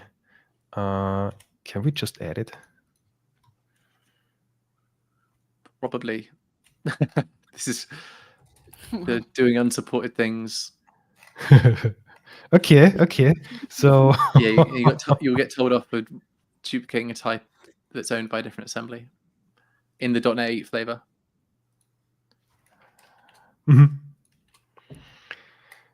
Okay, so it creates an collection. Okay, so it calls that method, creates the read-only span, and passes in a copy of the original array. Oh, because it's a span, so that this is never modified. Because technically we could do. Oh, wow, you really need to think of everything. Technically, I could in this. Well, it's a read-only span. I can't really modify that, can I? This is one to check on Tuesday, but I thought that they'd done it so it used inline arrays for this bit, for the intermediate array. Okay. This may be a preview 2 thing. What preview are you on? It's preview 2, right? Oh, it's RC2, right? So I think, but yeah. I'm getting everything muddled in my head. We're on preview 2. Sorry, we're on RC2. In preview 7, all of this used lists. There were a whole bunch of things that were non-optimal. I think they've updated this so that this uses inline array rather than array for this, but we'll see on Tuesday. And if not, it will come in C# 13. Ja. Also cool. Oh wow. Achso, und dann is the inline array convertible to a span? Yes. Yeah, you can get a read-only span for it, yeah. I see. Oh wow. Cool. That's collection initializers. Amazing. Good evening, Eggplant in Training. Hello. I've never seen someone build one of those, so yeah. Nice. Well, I guess this is not covering anything, but just from the syntax. Nice. Yeah, so I think like you could build DSLs in this, and that's why I'm interested in seeing what people do with it, because that could be quite nice. Awesome. We also covered aliases. I hope I cannot pronounce them correctly. And we also have a use case for these, because in some locations in our code, we do use tuples.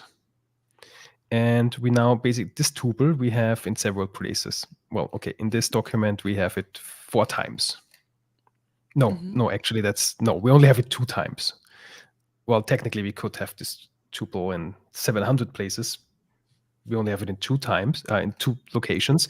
But could we replace this now with yes, we could now replace this tuple with an alias. Yes. Eva, would you like to try to replace that?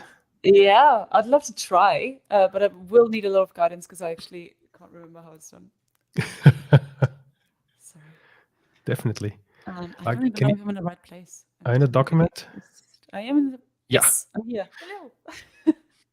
So so this is a tuple of string name Yes. and string text.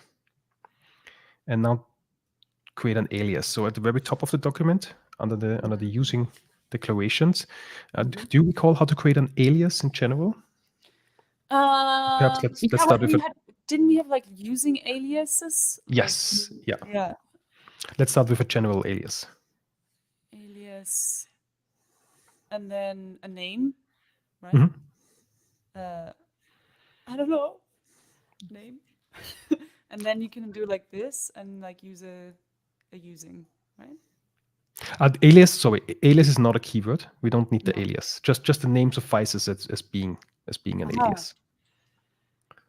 Like this. And now we could use where do I have a diagnostic somewhere? Now instead of here we could now say name dot debug, because that Okay. namespace is now aliased. Well, if we were to remove that from here now, it would make sense. And Yeah. now we use that alias here instead of system dot diagnostics. Yeah. Okay. But we can also have a type alias. And now with C# 10, no, leave it. That's good. I can't. Can I? How do you undo? Control Y. Okay. Oh, amazing. Yes. And now instead of a namespace alias, we can have a type alias and just specify the type that we want to alias on the right-hand side. Specify the type that we want to. So that was a tuple, Mhm. right? Yes. But do it just right. I don't even know how to.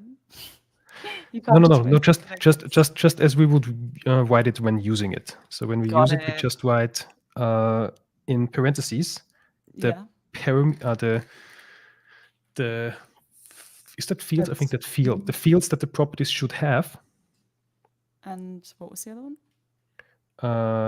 String. So both strings. The first one was I forgot again. First one was a name. The second one was a text. Got it. Ooh, test. This And is if a we just test. and if we just put what is between those two parentheses instead of the alias, so well, including the parentheses, because they are needed to declare a tuple. Yes. And if we use this in the alias or in the right-hand side of the alias, then this Yeah. code slash should work. Okay. Wait. So I'm confused. Now we just need to. Well, we need the same thing as here with the alias. So we first need the using, then the name of the alias equals to the thing that we want to alias via that name. Okay. So, So we need just a name get rid. now. No. I'll get rid of the params because that's not params are only. Yeah, we do have params here, but that's something that's only permittable in methods. You can only have params in methods, so that the caller doesn't need to create this array themselves. They can just comma separate. So it looks like you're passing n elements of this tuple, but you're actually passing an array of it. But that's a compiler thing happening behind the scenes. So basically what we now have, this would be the tuple, and on the left-hand side, Yes. just give it, no, on the left-hand side, Okay. give it a using whatever the alias should be. Oh, like literally like a using. Is that what you're saying? Yeah. But it's not. Yes. Is it? Yeah. Oh, okay. And then I'm so bad at naming. What is it? What? Oh yeah, that's a good question. What is name and text? I guess what it does represent for us is a document, but the name document is already taken. So maybe an test document. Test document. I love it. Fabulous. Woohoo! I'm afraid I'll just start with an uppercase letter name, because that's usually type names usually are always uppercase. Same as, like, I was saying this before stream because when I was like learning English in school, I was so happy because there's loads of like uppercase and lowercase in German, and in English there isn't. And like my spelling got instantly better, even though I was like writing in a foreign language. And now it just all comes back to me. It's like uppercase and lowercase has always like been my downfall, and it's the same with German. Anyway, okay, uppercase. And it's of course different in every language. Fabulous, awesome. But yeah, the IDE As- usually gives you hints, so that's how I get around it.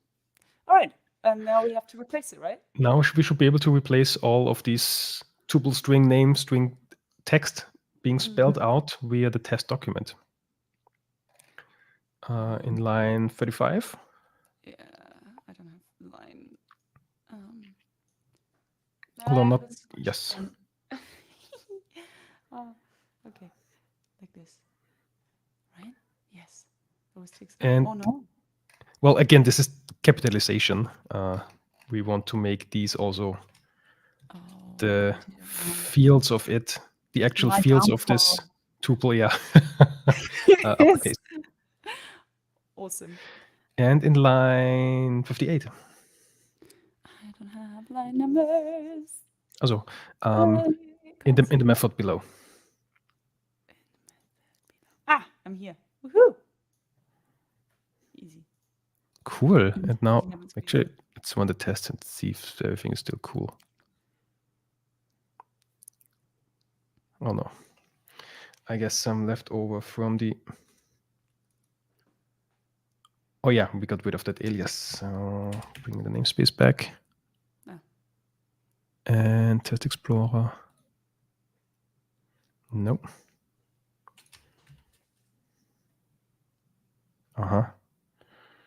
Oh, there we go. So yeah, we still have the ambiguities we caused here.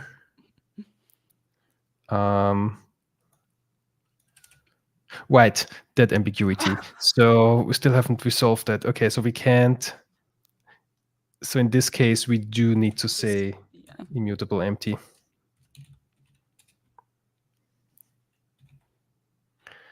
That's generic. Oops. I can never remember if it's the generic Yeah. type or empty or dot empty and Because then the generic. Yeah. Is it in different? It's different. Yes, this is yeah. What? Yeah.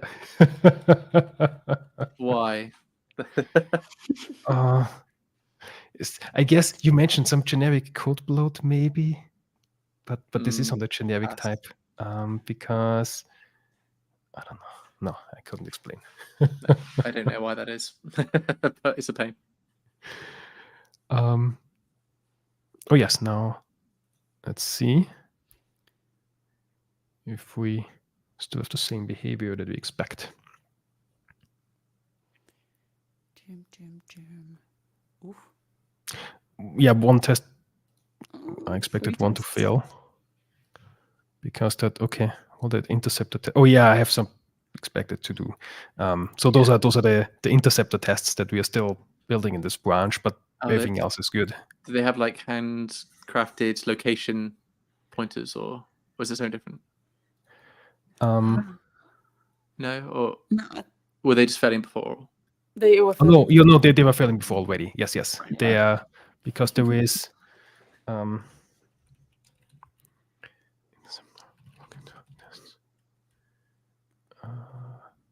These ones, because there is a to do that's not implemented yet. That's the integration tests to our interceptors, where we actually now want to consume I guess this segues a little bit into Ivandro's question about is there something new from a source generator's perspective? Well, touching it a little bit. So we have a little tool, or want to build a tool that shows interceptors that you can write them yourself, but they're very prevalent to be written by a source generator. And this test that we want to write here should actually consume as a NuGet package an existing source generator that creates interceptors so that we get the full integration story side of this testing going. And yeah, this is still to do because we actually have to build a package that does that. And we did run into some trouble with the existing ASP.NET Core generators, because there seems to be a bug in the release candidate 2 around some Razor DLLs or Razor packages that I guess we need to wait 2 more days. Was that the until missing the method result. exception stuff? I think, I'm not 100% sure, but I'm Yeah. kind of assuming, because it was we had some issues in the Razor namespaces, and there is some dependency error with Razor tooling. Maybe, I'm not 100% certain, but could be. Checks out. I like it. Let's Waiting hope so. Yeah, let's hope so. We kind of hope in 2 days we update to full net 8 and then everything could turn green. We hope. Yeah. It I like won't, but I love the optimism. Wow. but But awesome. So other than that, I think everything was green, right? And other than yes, everything was green. So Awesome. we didn't break anything. We just started using some C# 12 features. I guess especially the collection initializers, we can spread to the entire solution, shorting a lot of code. Perhaps we also and have having some. better performance, probably, right? Ooh, potentially, yes. Yeah. Especially when we do have something with lists, where we didn't set the capacity, or maybe inline arrays would be used or could be used. But I guess in our case, inline arrays can't be used because could an inline array be used where the parameter accepts a regular array? This won't work. It would only work if it was a span, was it? Yes. Yeah. I have to refresh my memory on where it makes sense, but yeah, it's when it's slicing together things and just needs a quick intermediate thing where it knows the lengths of everything involved, and it needs to sort of combine it into one, or combine it into one span. Read-only span it passes to another factory method to create another collection. Those scenarios where it needs like an intermediate thing, and it knows the sizes, it could use it. But these are like super nano optimizations anyway, so I wouldn't worry. But yeah, I was not wondering if the system.command line tool that we use under the hood, well, it's still a bit of an older version. It's a weird. There's a newer version of it. It's not on NuGet.org though. It's on the Azure feed, and I'm using a version of that, and it's slightly different from the version on NuGet, but it's also not quite up to date either. So I was curious. I know they did a lot of work about 6 months ago to try and nail down a lot of the system command line namespace stuff in the API design sessions, but I don't think they landed on getting it all sorted. So that feels, for me, it's a really nice library, but it just feels like it's never quite ready. I'd like to see it be ready. I was not looking if there is if they, or the version that we use, if they accept some spans already, so that we could optimize some. But eventually, this string array is basically our entry point to the entire thing. So I guess in this version we can't benefit from these optimizations just yet. But I think system command line, wasn't this actually supposed to be like revamped in the net 8 time frame, but it's now moved to .NET 9, is it? Yeah, I don't think it's getting revamped. Well, as far as I can tell, there's not been that much activity in the last few months. But yeah, I was under the same impression. I understood about this time last year that was the plan, but I don't think that plan is coming to fruition. So yeah, it might be that it's .NET 9 now. And to come back to the question from the stream, is there anything new on C# 12 source generators? I guess on source generators per se, is there something new? I'm not aware of anything. I obviously, with the exception of the interceptors that are in preview. Yeah, and the API changes that come support. You guys would probably know better than me.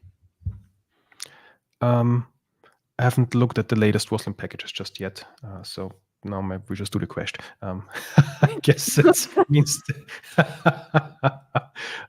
let's bring back something. So not so for source generators per se, not really, yeah, but we did cover interceptors a lot in the previous 2 episodes. So if you want to Yes.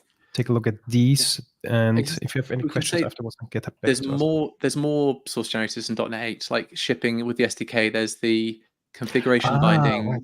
source generator.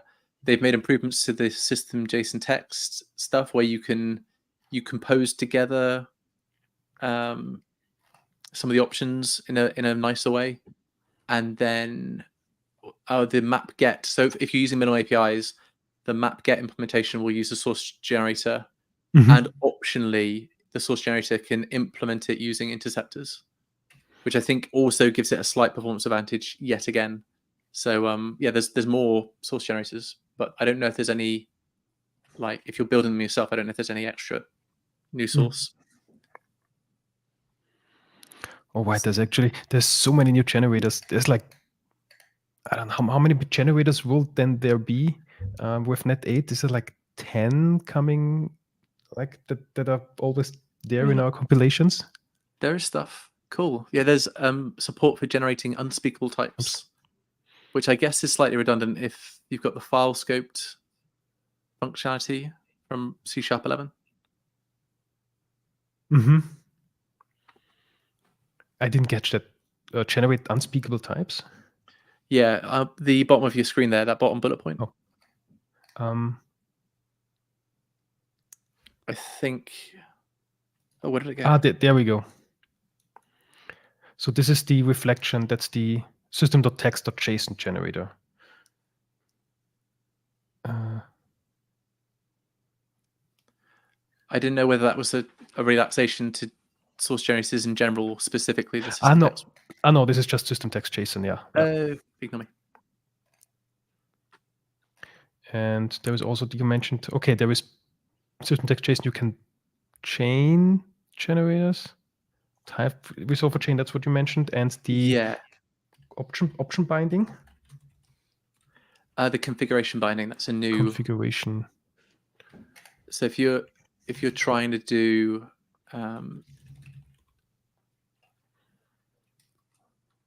data validation. I don't know where it's gone. Oh, configuration options? No. I know where it is, but basically they're trying to add more. Oh, there it is, hyphenated. They're adding all of the source generated implementations of all the things they need for minimal APIs to be native AOT friendly, trimmer friendly. And so configuration binding was the last thing, I think. So now you can build a minimal API and native AOT it and have it all trim stuff with minimal reflection. Right. So if I do start using options, then in my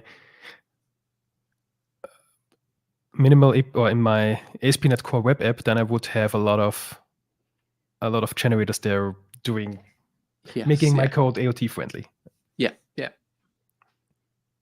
One of which is the request delegate generator that creates an interceptor. Yeah, and there is the interceptor. Yeah, I think you can switch the interceptor off, and it will still do a generated flavor. No, I can't remember if it's completely tied to interceptors. I know there were separate flags at one point. My head's mush. I can't remember anything. From all the previews and release candidates and everything. Yeah.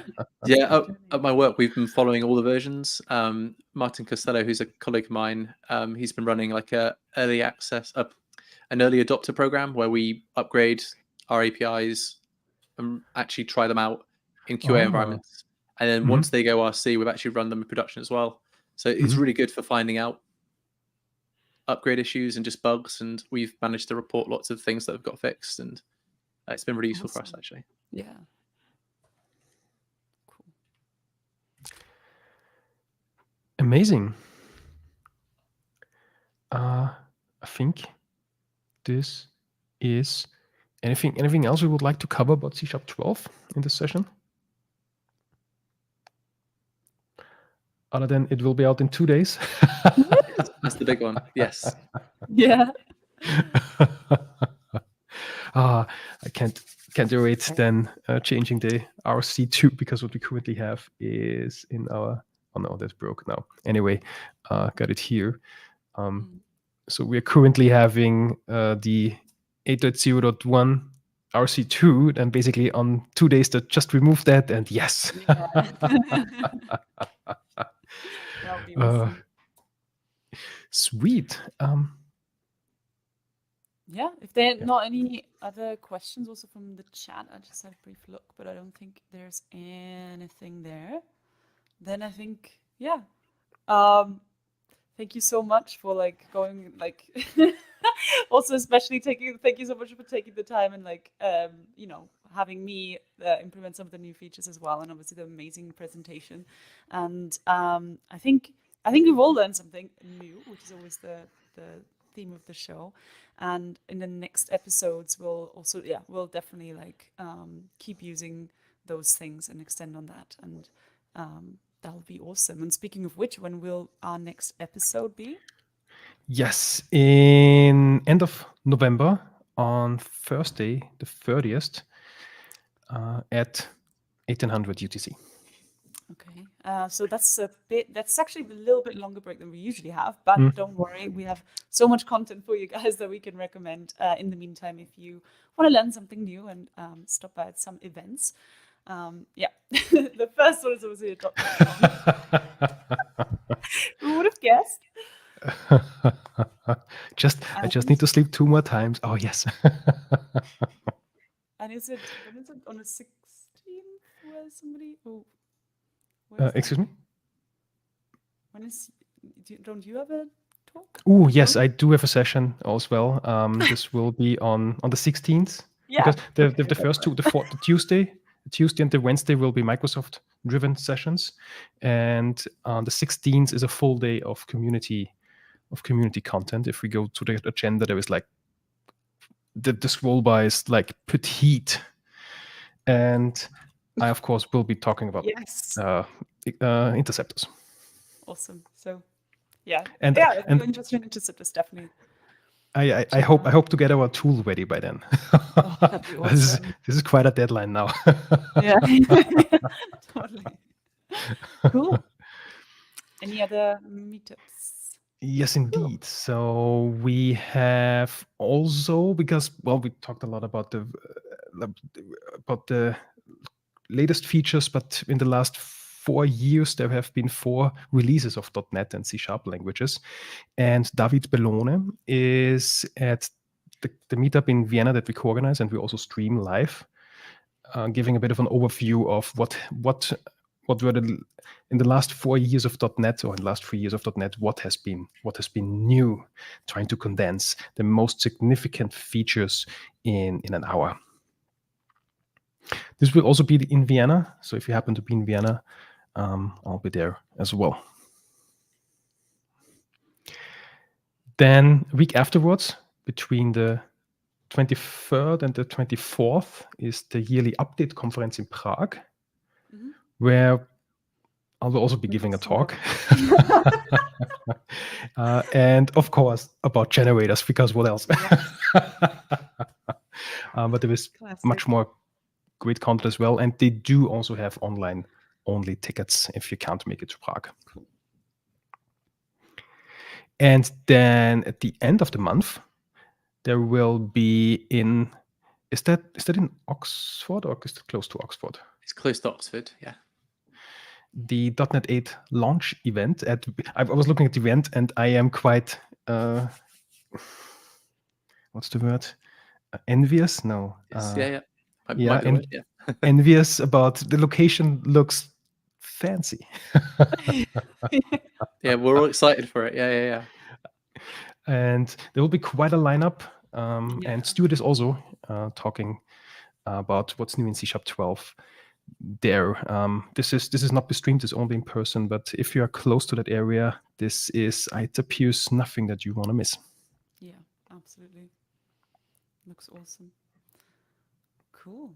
And then also, if you want to keep up updated with our upcoming shows, upcoming content, upcoming speakers, or just want to reach out and, I don't know, give some suggestions, or I don't know, just connect with us, please give us a follow on Mastodon.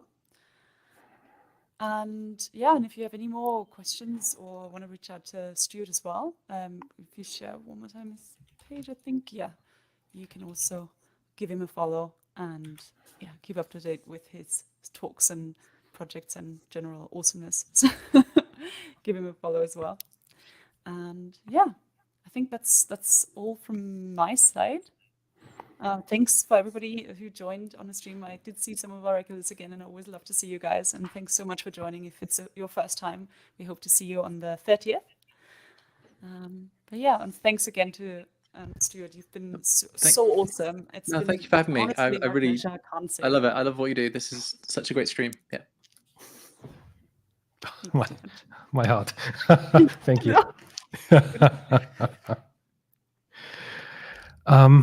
Yeah, and I guess the famous last words are, we'll be back.